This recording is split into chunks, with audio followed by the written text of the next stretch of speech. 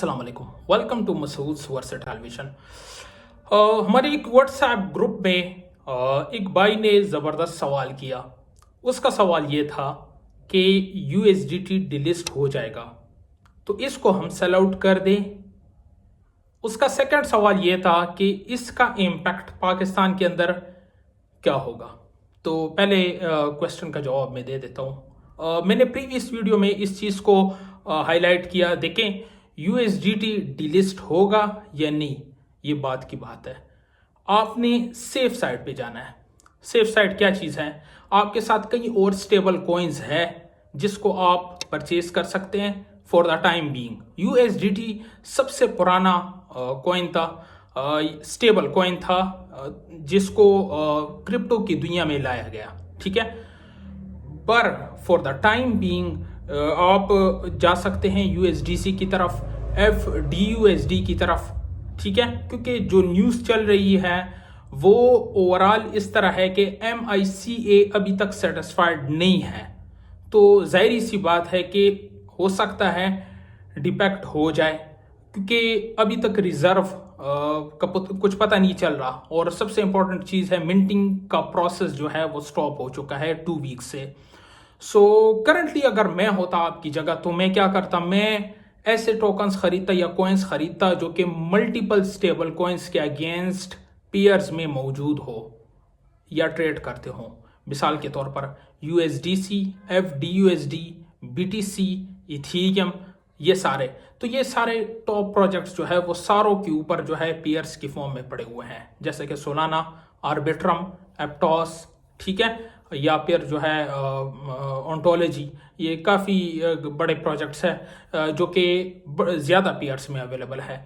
तो आप अपने सिस्टम को मैक्सिमाइज कर ले कि आपके साथ ज़्यादा पॉसिबिलिटी हो कि आप उसको फिर फंड चेंज कर सके, बजाय ये कि फिर आप उस परचेजिंग को जो है, जो टोकन खरीदा है अगेंस्ट यूएसडीटी, जिसके पेयर में कुछ भी अवेलेबल ना हो, फिर आप क्या करेंगे? या तो डेक्स में जाएंगे, कहीं ट्रस्ट वॉलेट में जाएंगे, या फिर कहीं और ऐसे एक्सचेंजेस पे जाएंगे जहां पे यूएसडीटी लिस्टेड हो तब तक। तो फिर आप क्या करेंगे? आप वहां पे जाके फिर आई डोंट नो क्या करेंगे। जब यूएसडीटी लिस्टेड हो फिर उसको फिर यूएसडीटी पे कन्वर्ट करेंगे। फिर आप देखेंगे कि यूएसडीसी है, ताकि हम यूएसडीटी से दोबारा यूएसडीसी में कन्वर्ट हो जाए। सो काफ़ी कम्प्लेक्सिटी क्रिएट कर देगा। सो बेटर चॉइस ये है कि आप उन टोकन्स को पकड़ें जो कि मल्टीपल स्टेबल कॉइन्स के अगेंस्ट ट्रेडिंग पे अवेलेबल हो, बाइनेंस पे अवेलेबल हो, बिटकिट पे अवेलेबल हो, ताकि आपको जाने के जो रास्ते हैं वो मल्टीपल होने चाहिए। ठीक है, आने का रास्ता तो आपका यूएसडीटी था, लेकिन जाने के रास्ते काफ़ी ज़्यादा होने चाहिए, ताकि आप अगर यूएसडीटी कल को डीलिस्ट होता है तो आपके साथ कहीं और ऑप्शंस हो। अब मैं ये कोई वो नहीं हूं कि मैं आपको कंफर्म कहूँ कि हाँ डिलिस्ट होगा, पर यह है कि एक फंड है क्रिएट हो रहा है। टॉप 3 में आता है आपका यूएसडीटी। ठीक है, मार्केट कैप के लिहाज से सबसे बड़ा स्टेबल कॉइन है दुनिया का, क्रिप्टो की दुनिया में सबसे बड़ा स्टेबल कॉइन है। सो मेरे ख्याल में सेकंड सवाल मेरे भाई का ये था कि इसका इम्पैक्ट पाकिस्तान के अंदर कुछ पड़ेगा नहीं पड़ेगा, वट। देखिए, यूएसडीटी कोई आपकी इकोनॉमी डिफाइन नहीं करती। क्या आप कहें कि यार पाकिस्तान के अंदर इसका क्या, इसके ऊपर क्या, न पाकिस्तान के अंदर क्रिप्टो रेगुलेटेड है। इलीगल की मैं बात नहीं कर रहा हूँ, रेगुलेशन की मैं बात कर रहा हूँ। रेगुलेटेड नहीं है, इनके लिए जो टर्म्स हैं, कुछ रूल्स है, वो डिफाइन नहीं किए गए स्टेट बैंक की तरफ से। सो ये कहना कि ये इलीगल है, ये है, वो है, तो ये वर्ड कंप्लीटली रॉन्ग है। आप कह सकते हैं नॉन रेगुलेटेड है। सेकंड चीज जो है, इसका पाकिस्तान के अंदर किसी भी चीज के ऊपर इसका इम्पैक्ट नहीं पड़ेगा। पाकिस्तान की इकोनॉमी सिर्फ फाइट यूएसडी के अगेंस्ट इसका इकोनॉमी में डिफरेंस आ सकता है। जैसे कि मैं कहूँ कि रशिया जो है वो ब्रिक्स के ऊपर काम कर रहा है।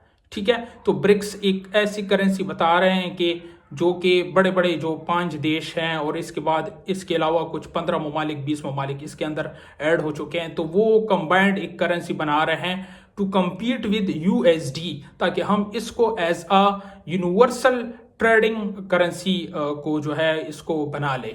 सो ये एक कंपटीटर है, ये रशिया अगेंस्ट यूएसए। सो ये एक चीज़ है इकोनॉमी को गिराने के लिए अमेरिका की, लेकिन जो फ्यूचर का जो दौर है वो अमेरिका बहुत ज़्यादा स्ट्रिक्ट रूल्स बना रहा है बिटकॉइन के लिए। और बिटकॉइन जो है के लिए बहुत बड़ी बुलिश न्यूज़ ये है कि बीटीसी जो है अमेरिका ऑलरेडी जो है 2025 के स्टार्टिंग में जो रूल्स बना रहे हैं तो ये लोग रिजर्व भी रखेंगे बहुत ज़्यादा बिटकॉइन का, क्योंकि सब कुछ डिसेंट्रलाइज्ड होने वाला है, सेंट्रलाइजेशन से सब कुछ ख़त्म होने वाला है सिस्टम।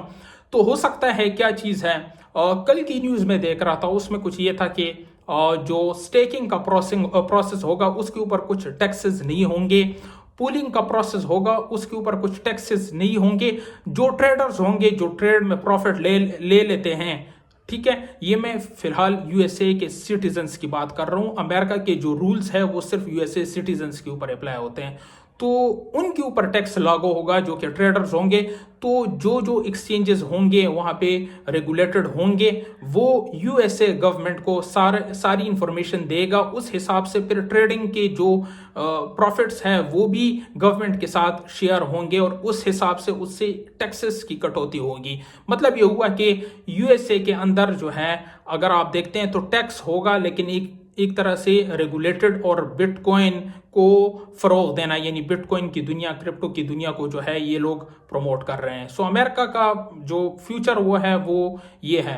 इसी तरह माइक्रो स्ट्रेटेजी जो सबसे ज़्यादा बिटकॉइन की होल्डिंग रखता है, जिसका 402% रिसेंटली इसका ग्रोथ हो चुका है, और इसके अलावा ब्लैक रॉक्स की सबसे ज़्यादा होल्डिंग है। और रिसेंटली कल मैं देख चुका था एक वॉलेट था, एनोनिमस है, उसने तकरीबन कुछ 2500 बीटीसी अपने साथ कोल्ड स्टोरेज में रख दिए। आई डोंट नो कौन था, लेकिन कुछ ऐसे देखने को मिला कि एक दिन पहले 2500 बिटकॉइन वॉलेट में रख दिया। तो जब वॉलेट में रखा जाता है तो उसमें ये फ़ायदा होता है कि उनके सेलिंग की चांसेस नहीं होते, वो अपने साथ होल्ड रखते हैं। और अगर एक होता है कि हॉट स्टोरेज में रख दे या हॉट वॉलेट्स में रखते हैं, वो आपके साथ एक्सचेंजेस ही है, सेंट्रलाइज्ड एक्सचेंजेस की मैं बात कर रहा हूँ, जो कि बाइनेंस, बायबिट, बिटगेट, उसमें सेलिंग के वो होते हैं, चांसेस होते हैं। सो कहने का मकसद ये है कि आपके साथ दो चीज़ें, एक तो आप अपने मतलब जो आपके साथ रिस्क लेवल है उसको मिनिमाइज करने के लिए उन पेयर्स पे, उन टोकन्स पे फोकस रखे जो कि मल्टीपल स्टेबल कॉइन्स के अगेंस्ट ट्रेड करते हो। नंबर सेकंड चीज़, पाकिस्तान के अंदर इसकी कोई वो नहीं है, कोई इम्पैक्ट नहीं है, कोई ऐसा नहीं कह सकते कि पाकिस्तान के अंदर क्या होगा क्या नहीं होगा, नथिंग एल्स हैपन। सो इंशाल्लाह नेक्स्ट वीडियो में मुलाकात होगी, तब तक के लिए अल्लाह हाफिज़, टेक केयर।